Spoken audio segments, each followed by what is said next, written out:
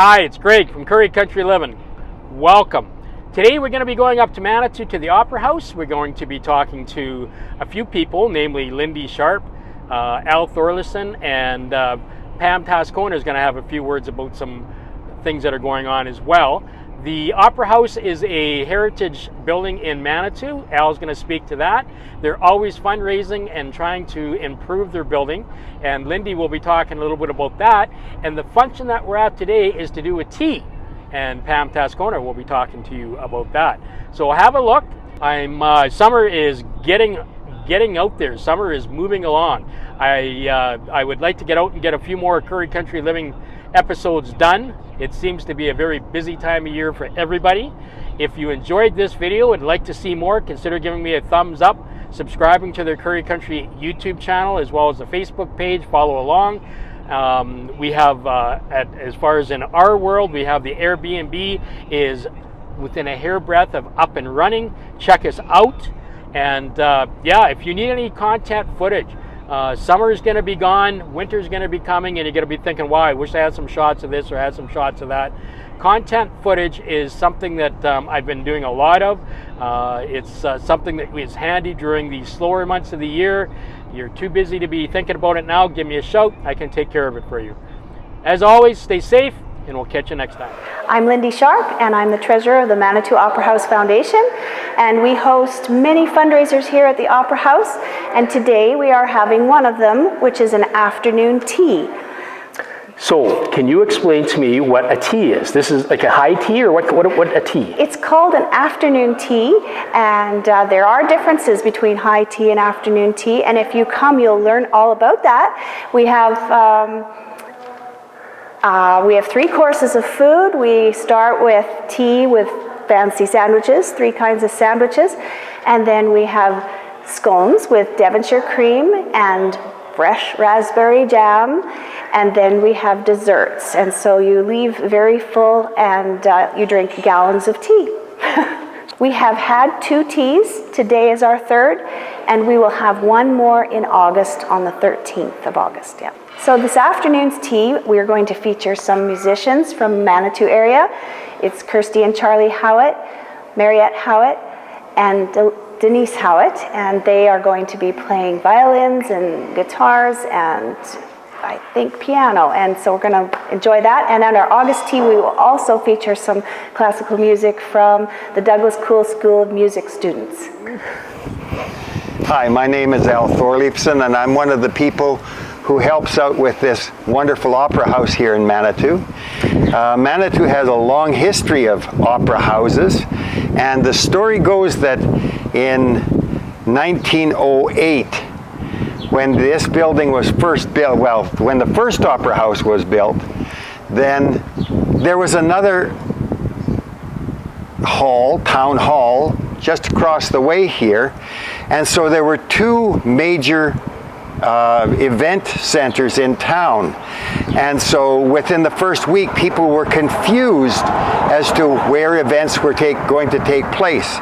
So within a month of the original opera house being built and opened for use, the advertisements were all saying at the Manitou Opera House when they were referring to this building. Does it have opera presented in it? Yes, it certainly has. The Chautauqua shows in the 1920s and 30s, and more recently, classically trained singers have performed here. So yep, it's an opera house. Manitou's Opera House originally was the part that's on the left-hand side. In 2015, the committee decided that it was difficult for some people to get into the building because, as you can see, those steps are rather steep. So we wanted to add onto the building to make it accessible. But we also wanted to make sure that the new part, this part right here, looked exactly like the original opera house.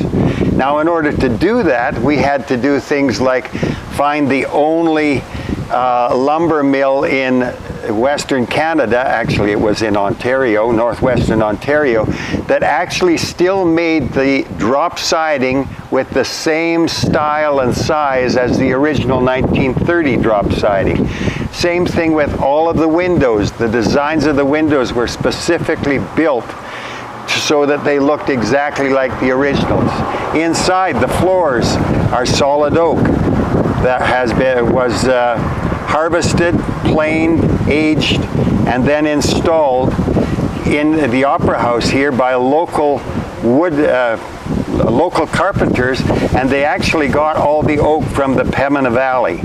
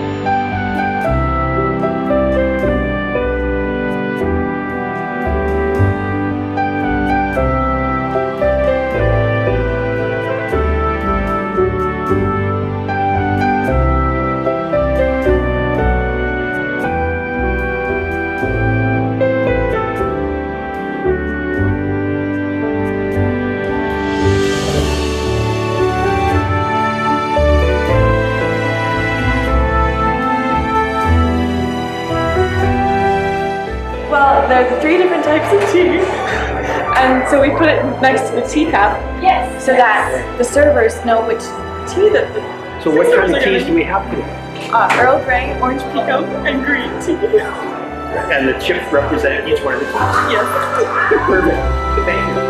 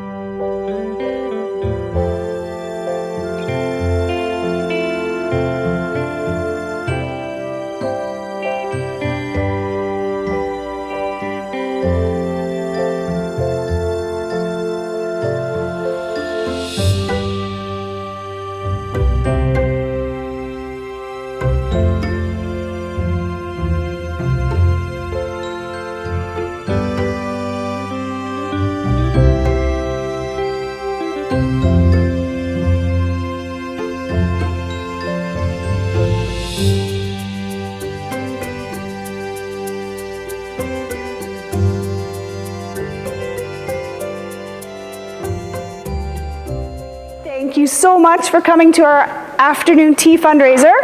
This is a 3rd fundraiser in a series of 4 this summer. Thank you to our fantastic waiting staff. When Pam and I got together in January to plan this, we had one bit of advice from Pam is we had to have young, good-looking servers, and I think we did that.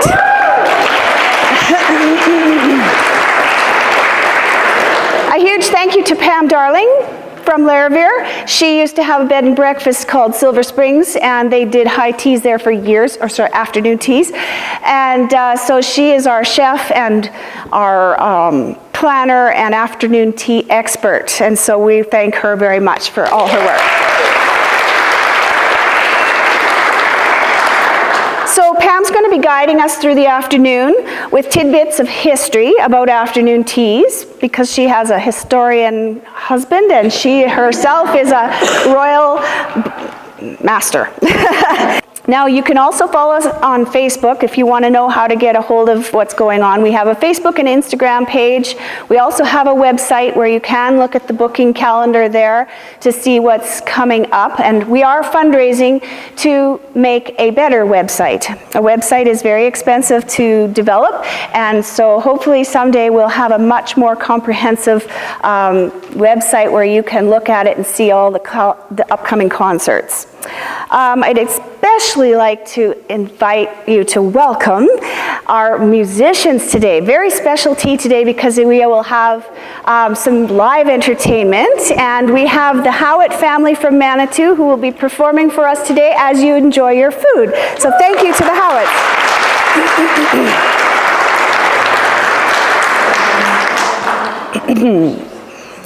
So if you enjoy yourselves today, please tell a friend. We have one more tea August the 13th, and we have a few seats left. So you can call me. I'm the one who will take your call on the other end, and I'm the one who you probably talk to, so you can put a face to the name, Lindy Sharpe. And so this afternoon is meant to be a comfortable, unrushed event. Your tea will be served, lots of tea, so you might want to know the bathrooms are down the hall. Ladies to the left, men to the right, and you'll receive 3 courses of food. So now, please relax in the company of friends, and most of all, enjoy your afternoon. And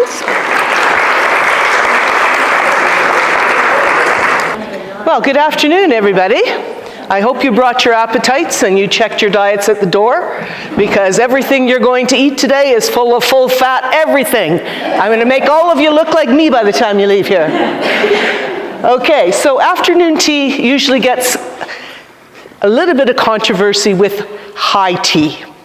And they're 2 totally different things. Now, afternoon tea started in the 1840s when the Duchess of Bedfordshire decided that it was too long to go between lunch and supper, or dinner, without having anything to eat. Dinner in those days was served at 8 or 9 o'clock at night, so it was a long period of time. So she would instruct her butler to come and bring her some tea and bread and butter and some cakes in the middle of the afternoon.